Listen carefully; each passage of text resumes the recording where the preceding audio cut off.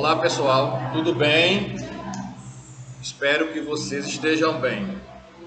Eu vou iniciar a aula de hoje do nono ano, que é uma aula revisional que vai colaborar para você conseguir realizar e ter um bom desempenho com relação a V2, atividade avaliativa número 2. Atividade de verificação número 2. Vê bem, eu já falei e volto a falar. Antes do surgimento do golpe de 30, havia sido preparado o clima, a situação política, econômica e social para o surgimento desse golpe. Golpe esse que foi dado, não respeitou a Constituição. Esse golpe que eu estou mencionando foi o golpe em novembro de 1930, fazendo com que Vargas chegasse ao poder. No entanto, ele chegou ao poder numa conjuntura em que os tenentes, aquela patente militar, os jovens tenentes, estavam insatisfeitos com o governo e tomou a decisão de participar efetivamente de um movimento de mudança, de um golpe.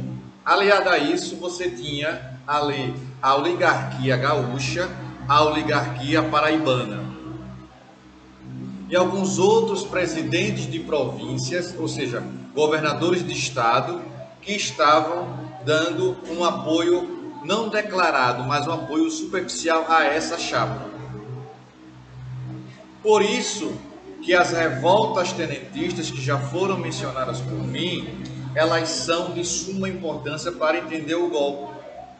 Porque com esse levante militar, que foi o 18 de Forte de Copacabana e a segunda revolta tenentista, ali já dá ideia para a gente de como o clima estava agitado dentro dos quartéis. Havia uma agitação gigantesca. Então, complementando, agregando a essa agitação o interesse de uma parcela da população, da classe média, desejando mudança, a oligarquia paraibana, a oligarquia gaúcha, temos o golpe de 30. Mas vamos resgatar um pouco do que aconteceu e como foi formado essa ideia militarista. Esses tenentes buscando o poder, querendo o poder, buscando atingirem, tirar de fato a chamada República do Café com Leite. Não é isso?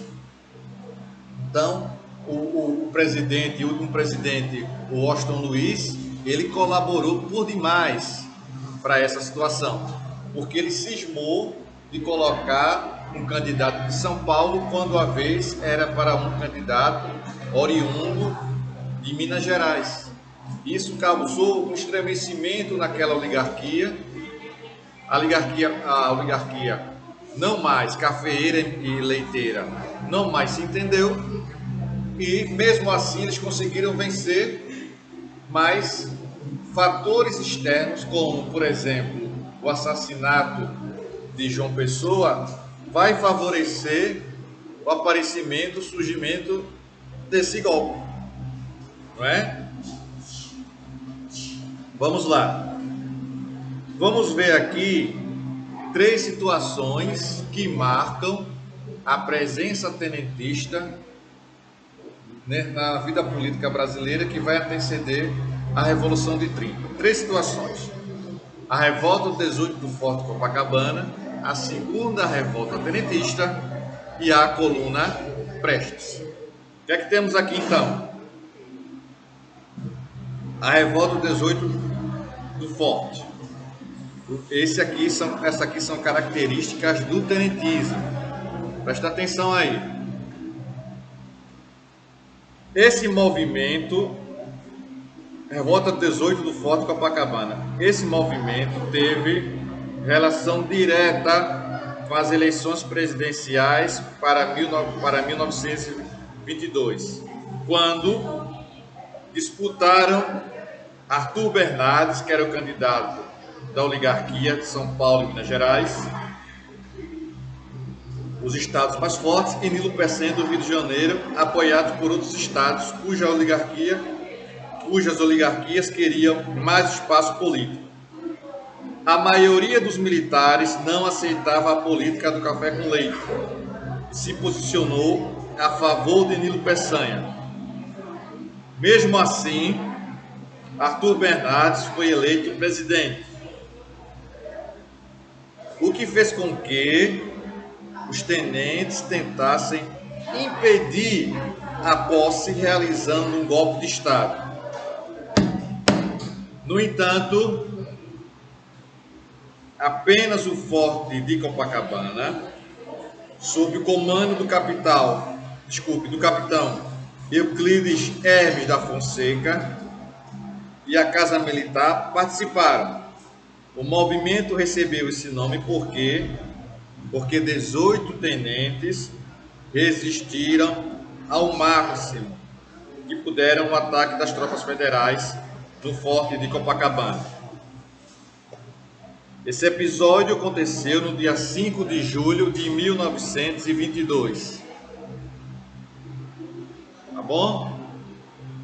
Eu saí da página 128 e fui para a página 129. O que é que diz na página 129? A segunda revolta de 18 do Forte, a segunda revolta tenentista, segunda revolta 18 do Forte. Foi entre 1922 e 1923. Não é? 22 e 23. Diz assim: nos anos seguintes, os alvos foram o Rio Grande do Sul, São Paulo. Bom, os militares mudaram as práticas e as propostas visando conquistar o apoio popular. Investiram bastante na propaganda para massificar as ideias de uma sociedade mais igualitária, não é? Mais igualitária. Defendiam mais empregos para a população, redução dos preços dos bens de consumo e o fim da inflação. Afirmavam que isso só poderia ser alcançado quando as oligarquias agrárias saíssem do poder. Acabaram derrotados pelas tropas federais em 1924. Chegamos aqui na coluna Prestes. É um movimento tenentista que se opôs ao governo de Arthur Bernardes e vai construir uma coluna, a chamada coluna Prestes. Um grupo de militares vai percorrer o interior do Brasil, conscientizando a população das dificuldades e das situações ruins pelo qual o Brasil estava passando, e estava ali conclamando a população a participar desse movimento. E muitas pessoas, não é, verificaram na coluna Prestes a possibilidade de mudança. Então buscaram se identificar com essa coluna.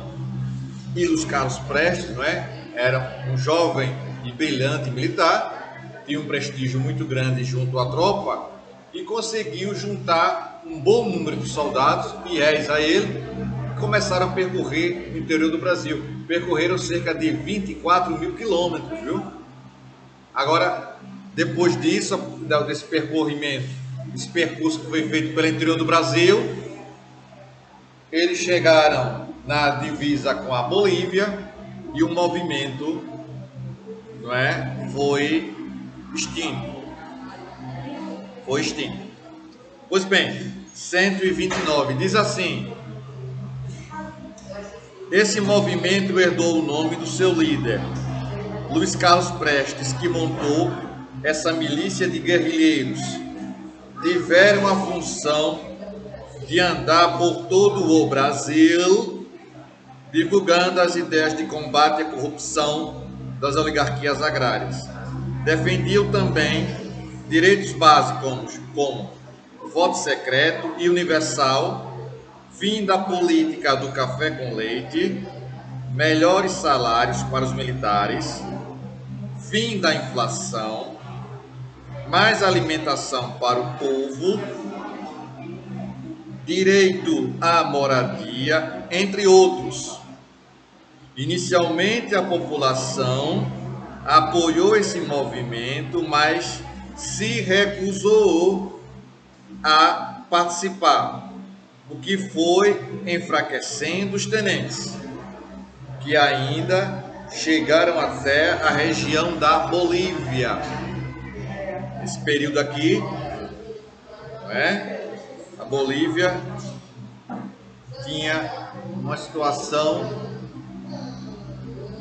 muito importante do ponto de vista político. Então eles se juntaram lá com a semelhança com o regime, com a corrente, com a coluna Prestes. Temos algumas atividades revisionais a serem feitas do nosso livro.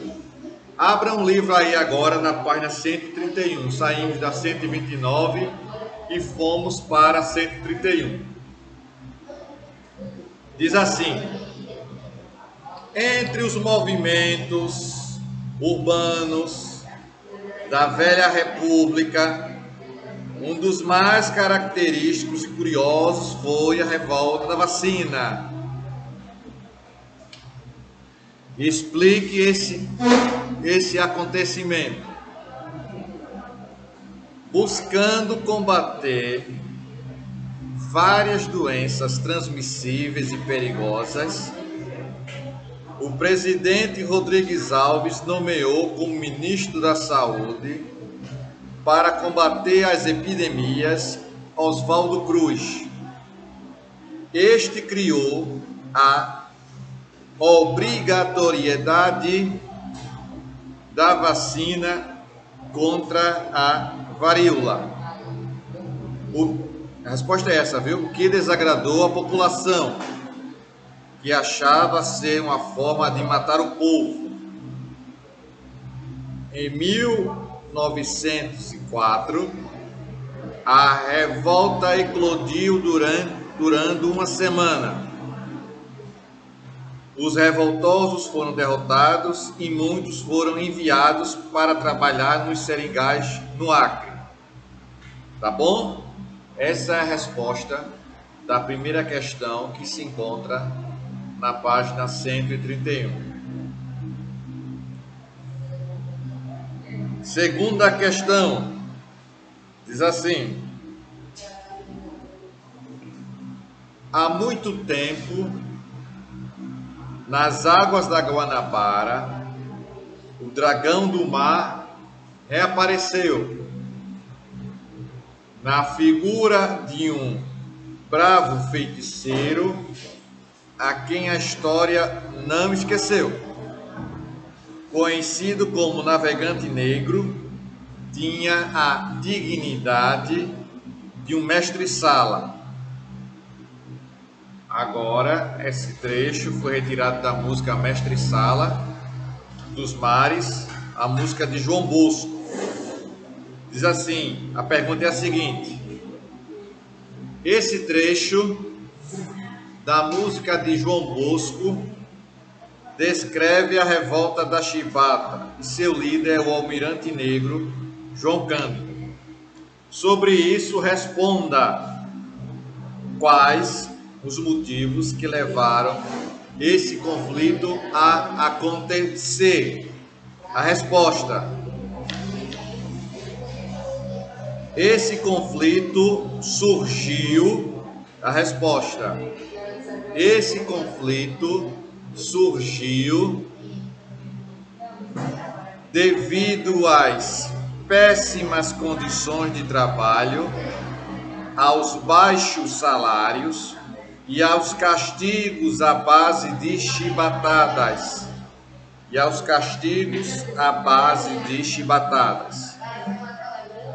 Os marinheiros, liderados por João Cândido, o Almirante Negro, defendiam também direitos políticos como votar e ser votado. Não é? Ponto. As tropas federais atacaram João Cândido e seus liderados na Ilha das Cobras e foram derrotados.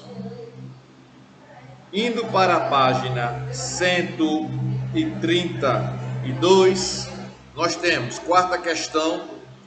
Explique a revolta do 18 do Forte de Copacabana, a segunda revolta tenentista e também explique a coluna Prestes. Então, são situações que a gente viu agora há pouco e vocês têm plenas condições de realizar essa atividade. O que é que temos aqui? Letra A, revolta dos 18 do Forte. Resposta: foi um movimento composto por oficiais de baixa patente, a maioria tenentes do Exército, que eram contra a política do café com leite e a eleição de Arthur Bernardes para presidente.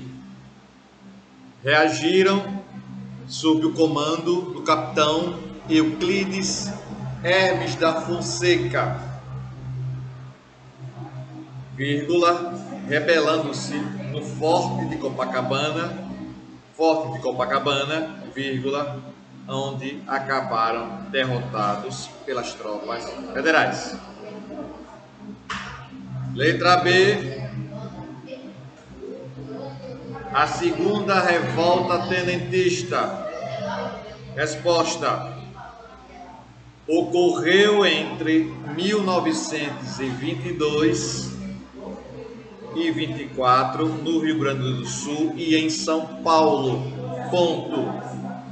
Defendiam empregos para o povo, redução dos preços de bens de consumo e o fim da inflação. Acabaram derrotados pelas tropas federais. Bom, letra C. A resposta: movimento, coluna Prestes. Letra C. Movimento liderado por Luiz Carlos Prestes, que anos depois se filiaria ao PCB, Partido Comunista Brasileiro, não é? O Partido Comunista Brasileiro é aquele partido que teve uma influência muito grande do Partido Comunista Russo, de Moscou, não é? Temos o PCB com influência de Moscou e o PCdoB com a influência chinesa, quando os chineses, né, vão construir um socialismo por via própria.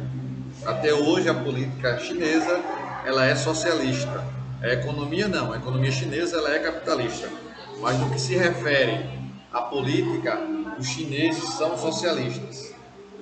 E aqui no Brasil houveram essas duas situações, PCB seguindo a linha de Moscou e PCdoB seguindo a linha de Pequim.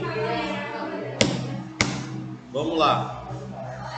Letra C, não é? Continuando aí. PCB, ponto.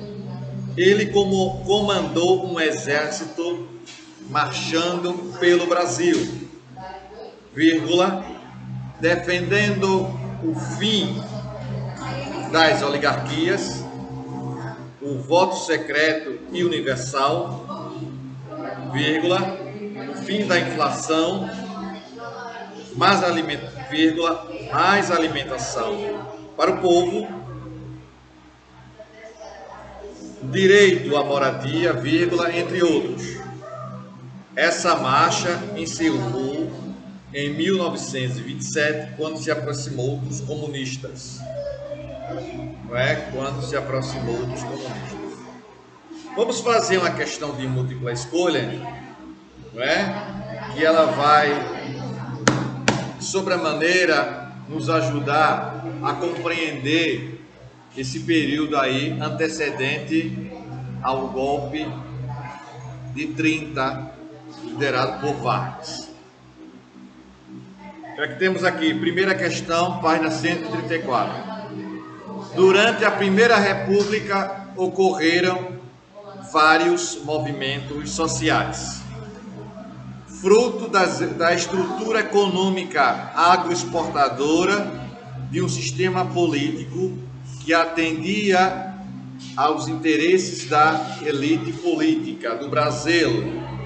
Dentre esses movimentos, o que estabeleceu uma comunidade baseada na propriedade coletiva da terra, imbuída de grande religiosidade.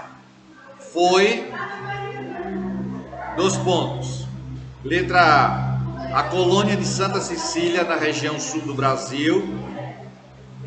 Letra B, a revolta de Juazeiro, liderada por Padre Cícero. Letra C, o Arraial de Canudos, no sertão da Bahia. E a letra D, o movimento camponês contestado. E a letra E, os sindicatos anarco-sindicalistas. Qual é a letra, pessoal, que deve ser assinalada? Isso, muito bem. Letra C, Arraial de Canudos, no sertão da Bahia. E para finalizar, mais uma questão, na página 135, diz assim: sobre o contexto histórico responsável pela proclamação da República, não se inclui a insatisfação dos setores escravocratas com o governo monárquico pós a Lei Áurea. Letra B, a ascensão do exército após a Guerra do Paraguai, passando a exigir um papel na vida política do país. Letra C, perda de prestígio do governo imperial junto ao clero após a questão religiosa. Letra D, a oposição de grupos médios urbanos e fazendeiros do Oeste Paulista, defensores de maior autonomia administrativa. Letra E, o alto grau de consciência e participação das massas urbanas em todo o processo da proclamação da República. Muito bem, letra E, o alto grau de consciência e participação das massas urbanas em todo o processo da proclamação da República. Quarta questão, página 135, letra E.